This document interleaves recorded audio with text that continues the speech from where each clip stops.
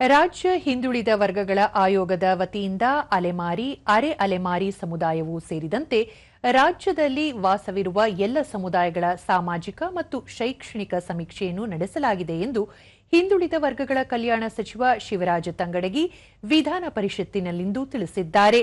ಪ್ರಶ್ನೋತ್ತರ ವೇಳೆಯಲ್ಲಿ ಪಿಎಚ್ ಪೂಜಾರ್ ಪರವಾಗಿ ಬಿಜೆಪಿಯ ರವಿಕುಮಾರ್ ಕೇಳಿದ ಪ್ರಶ್ನೆಗೆ ಉತ್ತರ ನೀಡಿದ ಸಚಿವರು, ಸಮೀಕ್ಷೆಯಲ್ಲಿ ನಿವೇಶನ ಮತ್ತು ವಸತಿ ರಹಿತ ವಿವರಗಳು ಸಹ ಸೇರುತ್ತವೆ. ಆಯೋಗದಿಂದ ಸರ್ಕಾರಕ್ಕೆ ಇನ್ನೂ ವರದಿ ಸಲ್ಲಿಕೆಯಾಗಿಲ್ಲ ಎಂದು ತಿಳಿಸಿದರು. ಹಿಂದುಳಿದ ವರ್ಗಗಳ ಕಲ್ಯಾಣ ಇಲಾಖೆ ಹಾಗೂ ಅಲೆಮಾರಿ, ಅರೆ ಅಲೆಮಾರಿ ಸಮುದಾಯದ ಅಭಿವೃದ್ಧಿಗೆ ಮೆಟ್ರಿಕ್ ಪೂರ್ವ ವಿದ್ಯಾರ್ಥಿಗಳಿಗೆ ವಿಶೇಷ ಪ್ರೋತ್ಸಾಹಧನ, ಮೆಟ್ರಿಕ್ ನಂತರ ವಿದ್ಯಾರ್ಥಿ ವೇತನ, ಆಶ್ರಮ ಶಾಲೆಗಳ ನಿರ್ವಹಣೆ, ವಸತಿ ಯೋಜನೆ, ಸ್ವಯಂ ಉದ್ಯೋಗ ಯೋಜನೆಯಡಿ ಸಾಲ ಸೌಲಭ್ಯ, ನೀರಾವರಿ ಯೋಜನೆ, ಅರಿವು ಕಾರ್ಯಕ್ರಮದ ಯೋಜನೆಯಡಿ ಶೈಕ್ಷಣಿಕ ಸಾಲ ಮಂಜೂರು, ವಿದೇಶಿ ವಿಶ್ವವಿದ್ಯಾಲಯಗಳಲ್ಲಿ ಉನ್ನತ ವ್ಯಾಸಂಗಕ್ಕೆ ಬಡ್ತಿ ರಹಿತ ಸಾಲ ಸೌಲಭ್ಯ, ಸ್ವಾವಲಂಬಿ ಸಾರಥಿ ಯೋಜನೆಯಡಿ ವಾಹನಗಳ ಖರೀದಿಗೆ ಸಾಲ ಸೌಲಭ್ಯ ಒದಗಿಸಲಾಗುತ್ತಿದೆ ಎಂದು ಹೇಳಿದರು.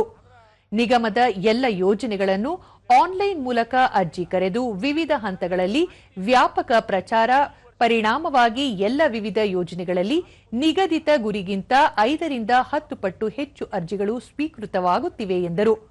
ಹೆಚ್ಚು ಜನಸಂದಣಿ ಹಾಗೂ ಕಚೇರಿ ಕೆಲಸಗಳಿಗೆ ಬರುವ ಸ್ಥಳಗಳಾದ ಜಿಲ್ಲಾಧಿಕಾರಿಗಳ ಕಚೇರಿ, ಜಿಲ್ಲಾ ಪಂಚಾಯತ್, ತಾಲೂಕು ಕಚೇರಿ ಹಾಗೂ ಗ್ರಾಮ ಪಂಚಾಯಿತಿ ಕಚೇರಿಗಳಲ್ಲಿ ಯೋಜನೆಗಳ ವಿವರವನ್ನು ಪ್ರಚಾರಪಡಿಸಲಾಗುತ್ತಿದೆ.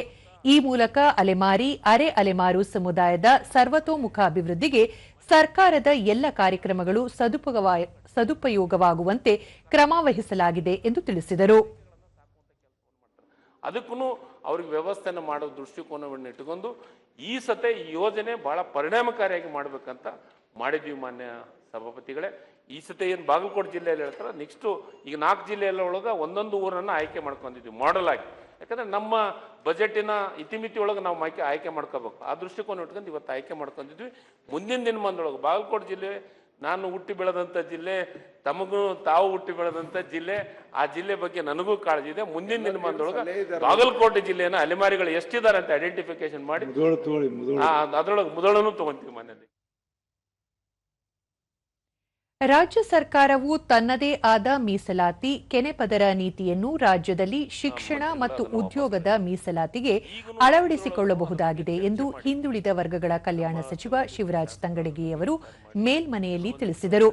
ಪ್ರಶ್ನೋತ್ತರ ವೇಳೆಯಲ್ಲಿ ಬಿಜೆಪಿಯ ಶಶಿಲ್ ನಮೋಶಿ ಅವರ ಪ್ರಶ್ನೆಗೆ ಉತ್ತರ ನೀಡಿದ ಸಚಿವರು, ಕೇಂದ್ರ ಸರ್ಕಾರದ ಶಿಕ್ಷಣ ಮತ್ತು ಉದ್ಯೋಗದ ಅನ್ವಯಿಸುವ ಕೆಲವು ಮಾನದಂಡಗಳನ್ನು ರಾಜ್ಯ ಸರ್ಕಾರದ ವ್ಯಾಪ್ತಿಗೆ ಬರುವ ಮೀಸಲಾತಿಗೆ ಶಿಕ್ಷಣ ಮತ್ತು ಚಾಲ್ತಿಯಲ್ಲಿರುವ ಅಳವಡಿಸಿಕೊಳ್ಳುವ ಪರಿಶೀಲನೆಯಲ್ಲಿರುತ್ತದೆ.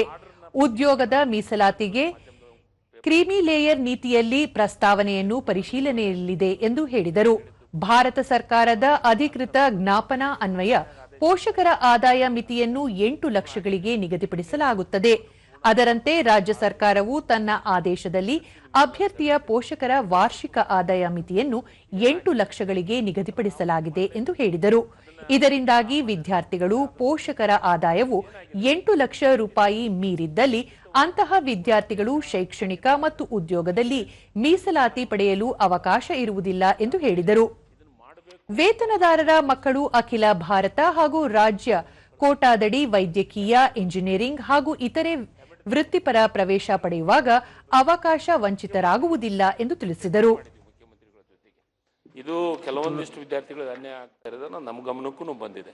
ಯಾಕಂದ್ರೆ ಇನ್ನು ಒಂದ್ ಕಡೆ ಅನ್ಯಾಯ ಆಗುತ್ತೆ, ಇನ್ನೊಂದು ಕಡೆ ನಿಜವಾದ ಬಡವರಿಗೂ ಅವಕಾಶಗಳು ಸಿಗ್ತಾವ. ಮಾನ್ಯ ಸಭಾಪತಿಗಳೇ, ಈಗ ತಂದೆ ತಾಯಿ ಇದು ಇರ್ತೈತೆ, ಅದ್ರ ಜೊತೆಗೆ ಅವ್ರ ಗಂಡನು ಒಳ್ಳೆ ಸ್ಥಿತಿವಂತರಿರ್ತಾರ, ಇಲ್ಲ ಅವರಾದ್ರೂ ಒಂದು ಸ್ಥಿತಿವಂತರಿರ್ತಾರ.